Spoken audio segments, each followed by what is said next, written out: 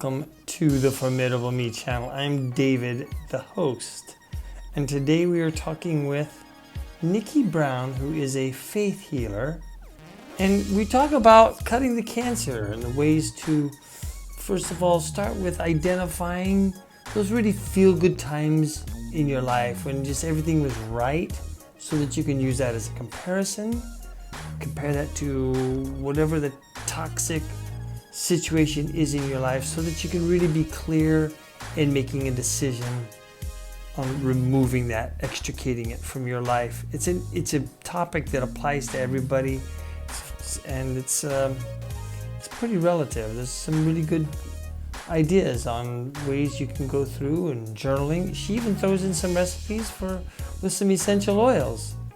Extra bonus. So it's an interesting talk. I hope you enjoy that. Let me know what you think. As always, if you like it, subscribe, and post up some questions. Keep it all together. Thanks and enjoy. Nicke Brown. How are you? I am just great. I've always known you, or at least I know you now as a mother of five.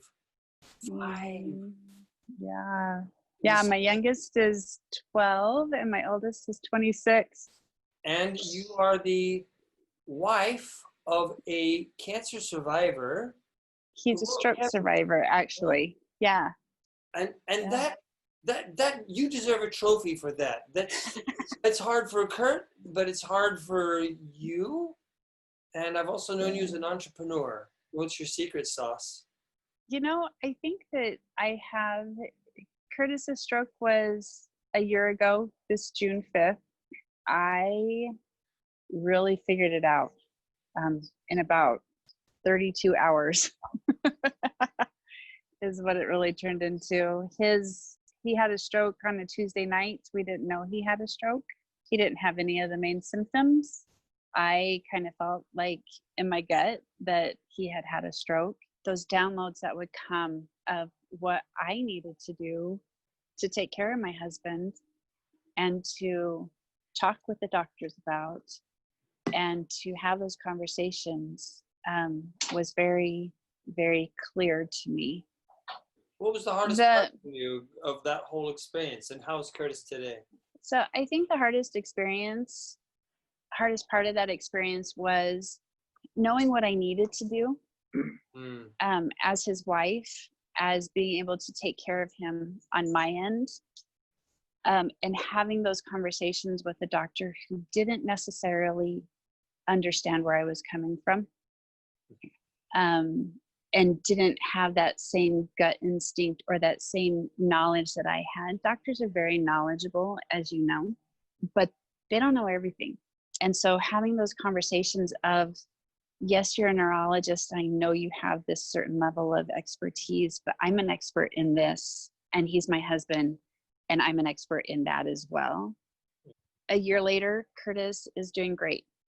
He's actually doing better than you probably should. He had been using frankincense under his tongue for 4 to 5 years before that, just for anxiety and depression. He wanted to go a more natural route. He didn't want to have to be on medications. And he found that this eased that level, so it was manageable, right? And that's what we're looking for, is manageable, right? We also know that frankincense breaks the blood-brain barrier. It actually works inside the brain, but because he had been using it for 4 to 5 years before, and because I started administering it to him on the hour after I realized what had happened, his recovery has been exponential. Your body is meant to heal. Good. And when you give it the tools that it needs, it's going to.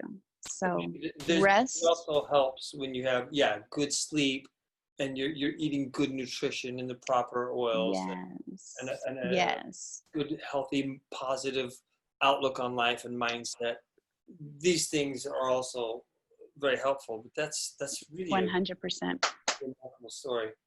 I think it's also extremely important message to talk about, and that we wanted to touch on today, was cut the cancer.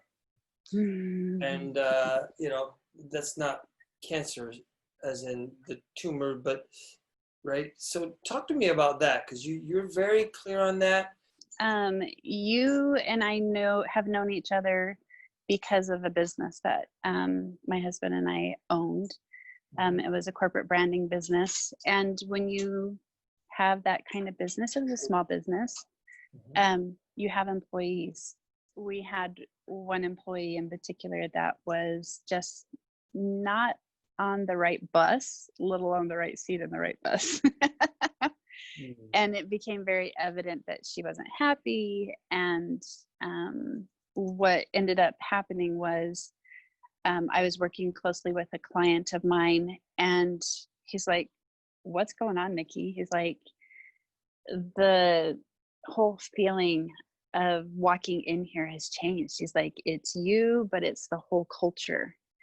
And let him know that there was an employee that was causing some problems. And he just looked at me in the eyes and he goes, "Nicke, cut the cancer." And it hit me like right here, because I knew the impact of it. I knew the impact of it for me because she was my assistant. I knew the impact of it on our business because she was my assistant. But I also knew the impact of it on her and her family. And I think that was the dissonance that was happening, because I wanted her to be happy. I wanted me to be happy. I wanted the rest of my employees to be happy. But I also wanted her to be happy. And at the end of the day, we let her go. And it was the best thing that could have happened. And it's the same thing in life. I mean, you wake up with a grumpy kid, and you can let it ruin your day, right? If you want it to. But that's and so you cannot cut. Right. And so it's interesting, because I love this advice, and it's interesting to talk about how toxic people are, and in what way does that surface, whether it's their words or their behaviors, and sometimes they cross the line to abuse. And and why do people stay in those abusive relationships, or those really horrible jobs that they hate and they're unhappy, but they're afraid to go? And so mutually, it is a cancer that needs to be cut, because it's the right thing to do. It's good for them. It's good for you. Why don't we do that? And as an employee, that's one thing. But when it's a family member, I wanted to touch on that. that's a really difficult one. A family member who's an alcoholic, or who's bipolar. What does a person do? So what I have found, just in my own experience and study of this, because you come across it all the time. Yes. Either you're not being true to yourself and you're the cancer, or there's a habit that's a cancer, or there's a person that's a cancer, right? Bravo. And it's toxins, it's distractions, there's something that's not communicating correctly. And it happens all the time. So what I found is that certain situations are going to produce certain feelings. That client of mine knew when he walked into my store that something wasn't right. And it's usually in your gut that you're going to feel this, right? Gut feeling. That is intuition. And what you should be asking is, what is my gut trying to tell me? And then also ask, what is your intuition speaking to you? You have the ability to ask questions. You have the ability to figure out what is wrong, what's not communicating, right? You're going to have to maybe distance yourself from things that are valuable to you. People in your life, friends. It may be a food. It may be a certain habit that you have. And how do you feel about that? And so the question begs to be asked, what does it feel when you get a true yes, like when you know deep down in your soul what yes feels like. And there's times in your life, if you sit and think about it, there's times in your life when you've gotten those answers. When you know here in your heart that yes is yes. And you have to be able to go back to those times. And the best way that I found to be able to go back to those times is to journal it out. What did that feel like? Like, what was I looking at? What was I smelling? All your senses, like looking at, smelling, hearing. What was I listening to? What was I saying? What was I feeling? You're going back to, what did I feel like? What was my sensory world like at the time of the yes? Yes, exactly. Of the yes, okay. Yep. And once you figure out what that feels like, smells like, tastes like, you're going to be able to go back to that more often. That's a very good point, to journal that out and articulate it. So actually go back to a time when you knew, when you had that really solid assurance, no doubt about it, and remember it. Remember it again. And having gone through that again in a journal format, it starts to make you more aware and familiar with, okay, and you can start to create a pattern. Is that right? Exactly what it is. But once you know what that is in here, like viscerally, and being able to compare that to what's on your plate now, you're going to know what is toxic to you, what that cancer is that you're not wanting to have in your life. You know what it feels like. You know what your clean bedroom feels like. You know what a clean kitchen feels like, right? You know what a clean car feels like.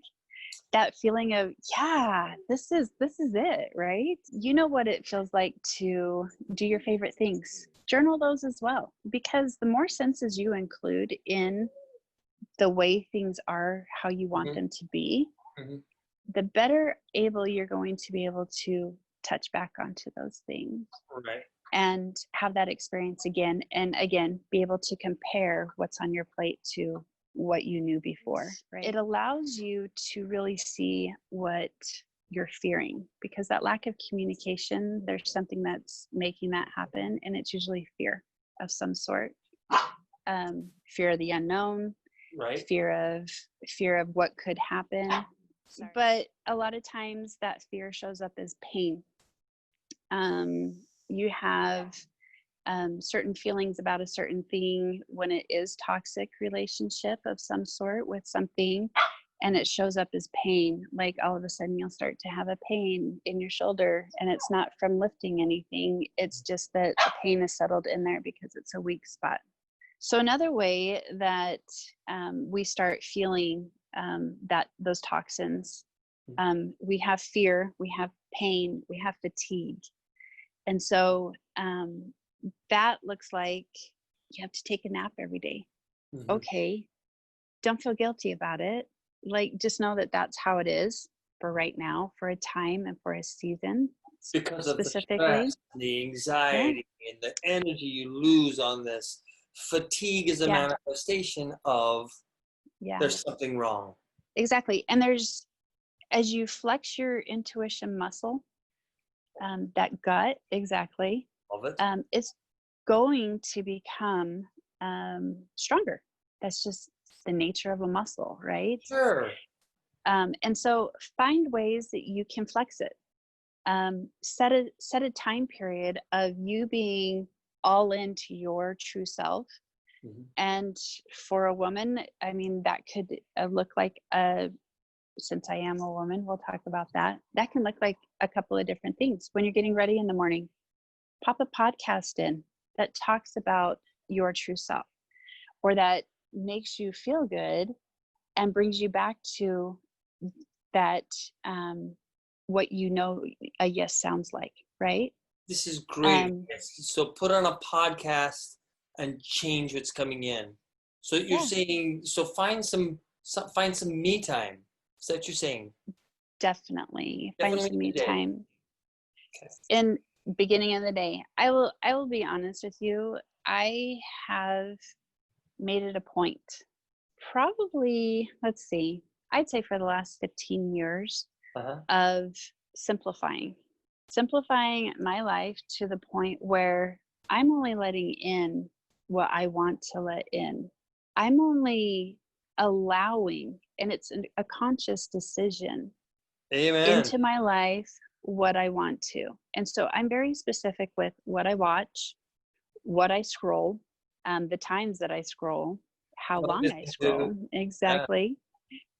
What I do with my free time, Mhm. how much time I actually spend with others, and what that alone time looks like. I'm very specific with Not afraid of being because, alone with yourself. We see that, yeah, yeah? oh, 100%. And there's a codependency that happens with that Mhm. when you are afraid of being alone with yourself. And so I, in this simplification of my life, especially over the last year with Kurt's stroke, um, we have found things that are simple that bring joy, like sitting on my back patio looking at the sky. There's mountains over there, watching the Uh, sunrise. Sunsets have become very important to me. Watching my grass grow, like, I'm not even joking, watching the leaves blow back and forth after Kurt had a stroke mm. was a way for him to rest. And it's different than sleep. Resting your mind is different than sleep. You need Yeah, both. You yeah. do need both. There's a lot of really fascinating study on people who pursue that type of healing through meditation, and it's the same thing. Mm, It is thus concentrate on your breathing yeah. and let that be. And you can do that in small doses, but it's simplifying. So your body has and wants and desires the ability to heal. I think that that is what this Cut the Cancer um, has really taught me Mhm. in all aspects of my life. Physical, spiritual, emotional, relational. Mental, yep, even financial. You can cut the cancer. So a couple of things that I use specifically in my just my daily life is we do use essential oils. One of them that I think has become very handy for us is the frankincense. It actually Sounds like increases it. the flow. Yeah, it increases the flow between you and your higher self. 2 drops under the tongue. Ah, 2 drops under your tongue. Yep, yep. Basil helps with fatigue.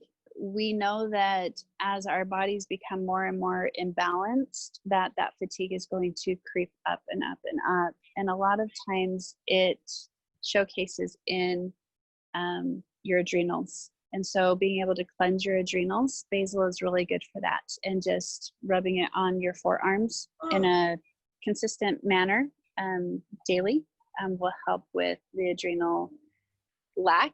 And a mhm. lot of times it moves into adrenal fatigue, right? One drop, one drop. Yep. Just Then put a drop in your hand if you need a carrier oil. That's awesome. You can do it like that. Oh, and you can use it over your adrenal glands, like above your kidneys as well, just to help all right. detox those It's areas. gonna be kind of a hit and miss thing. Like I'm gonna rub big. Exactly. Yeah, just get the area. Okay. Another oil that we use regularly is melaleuca or tea tree. This is a huge oil that can help unblock the yucky energy that you're stuck in. And you can use it aromatically because those aromatic compounds will go Smells down safe. into your olfactory nerve, and then it will go down into your thalamus, that is in your midbrain, your reptilian brain, and it will help balance that fight and flight and that rest and digest, right? And let's just be clear on this.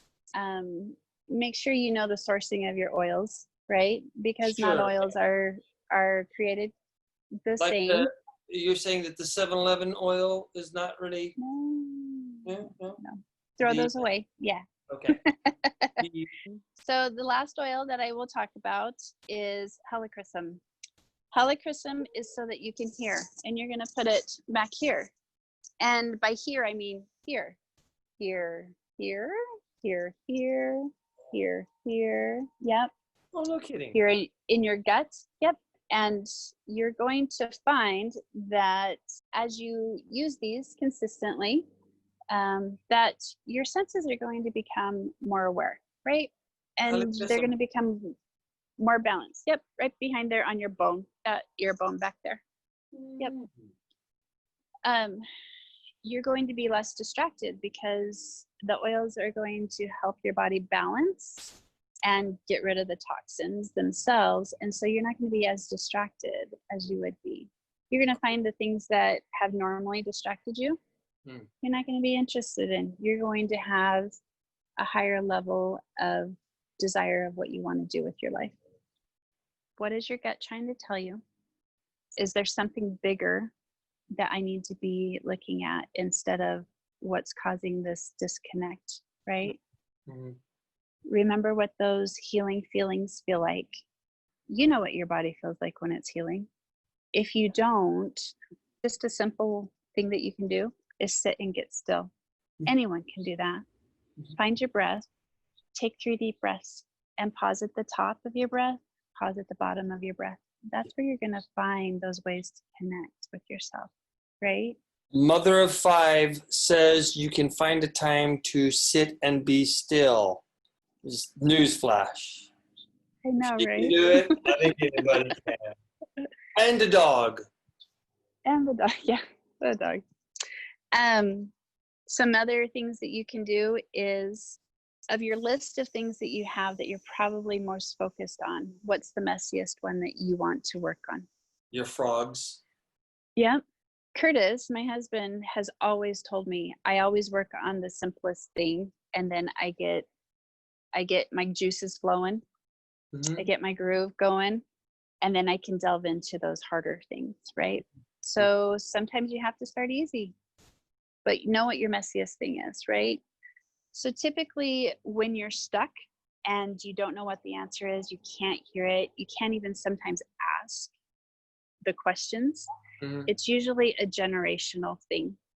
And so being able to get still and go back and just be the chain breaker, right? And really feel into, I mean, you don't have to know exactly who it is, although I can help you figure out who that is if you want to.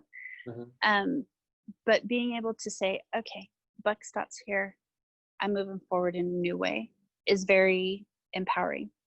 Give me an example of a generational issue that's clogging my life right now. Yeah. So what it can look like, a couple of things. I'm not good enough. I have never been good at keeping my closet clean. I have never been good at follow-up. I just don't like to do follow-up. It could sound like that too. Yep. Those are the things that keep us stuck. And most of the time we find that those are generational, right? That's great grandpa that had an issue with being late, but he never made the change to start being punctual. That was a choice as well. So those choices filter into those cells because we're all made of cells, right? And those cells have DNA, and that DNA is passed down. So whether you knew him or not, it doesn't matter. Yeah. So how would you identify that a problem of a grandpa I never knew? Like, what if it was 4 generations ago? Yeah. I mean, I wouldn't even know. I wouldn't even know how to say that. Like, no kidding. Like, I really don't. I really don't want to exercise at all, and that's because of my great grandma. No, see, and that's the thing. You specifically don't have to figure out who it is. You just know that because you are in a stuck pattern, that it's not necessarily just because of you. That there's been other people that have been making those decisions between that great grandpa and you, that have continued it on to you. Okay. And that's what I'm saying about being a chain breaker is you can decide to like meetings, to be on time, to get off your fanny and go take a walk and let it see where it goes from there. You can be that chain breaker. You don't have to be connected to that. I love it. Melaleuca oil will help you with that. No kidding. In a give you confidence and courage kind of way. It does, yeah. And I will tell you this, Dave. I am a faith-based healer practitioner. I do use tools in my practice. One of them you've seen is essential oils, and I've been using essential oils for over 20 years with my family. That all of these things that keep us stuck, that bring on the stress, that bring on the fatigue, that bring on the fear, that bring on the struggles, is because of choices. And that ability to make a choice to not let something someone said bug you, to get up and go work out, to not let your phone distract you, those are all choices. And the more you know your true self, the more you can cut out those cancers, the more great choices you can make. And so as you ask yourself these questions of what does it feel like to get that solid yes? Well, ask yourself the question of what do I want my day to look like? And make a conscious decision of what that's going to look like. And a lot of it comes down to is a conscious decision of how you're going to either respond or react, because you're not the only one in your life, right? Right. And so responding is responding in kind. Don't react. Take a breath, and then take the breath. Your breath will always bring you back to your true self. Yeah, there's some magic in breathing too. A lot of power in that. So you have some choices to make. How you create space for your intuition to happen. It could be, like I said, while you're getting ready in the morning. It could be while you're driving to your office. It could be while you're taking a walk around the block with your dog. Those are your times to practice and really build strength in that muscle. Another thing is to look for patterns that you need to delete from your life. Things that are taking away from your intuition. And it's getting clear is really what it is. But as I journal those things, it's become very clear of what I don't want in my life and what I do want in my life. I like some of these exercises you've given us, and the oils and that health and the breathing. Getting clear on what your true self is, getting clear on what your strong yes felt like, getting clear on what your values are, is going to help you in all of these situations. And so, figure out what that needs to look like for you. I would say the first thing to do is find your breath.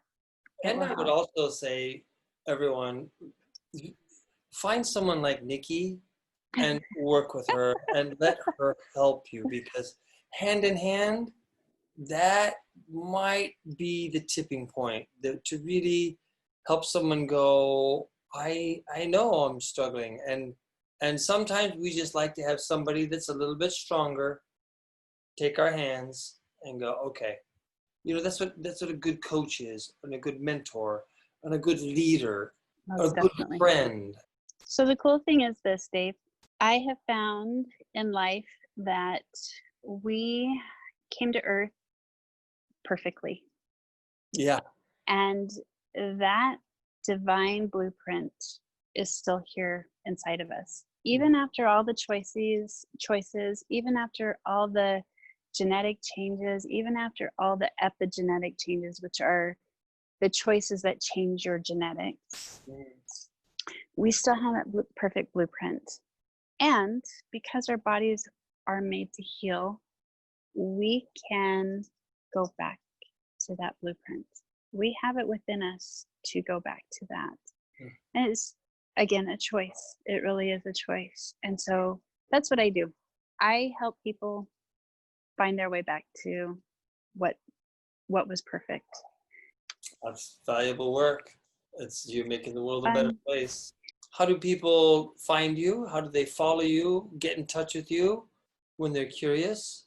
I have a Facebook page. It's called I Am Essential. And you are welcome to click onto that. Reaching out to me would just be messaging me through there. I don't take all clients, just so you know. I mean, I don't take all people that reach out to me. Do some work, do some breath work. It'll help you. I love it. I love it. So yeah, That's thank you for exciting. having me. All the very best. Thank you for being here this morning. Good to see you. I'll be watching for you. Okay, sounds good. Stay awesome.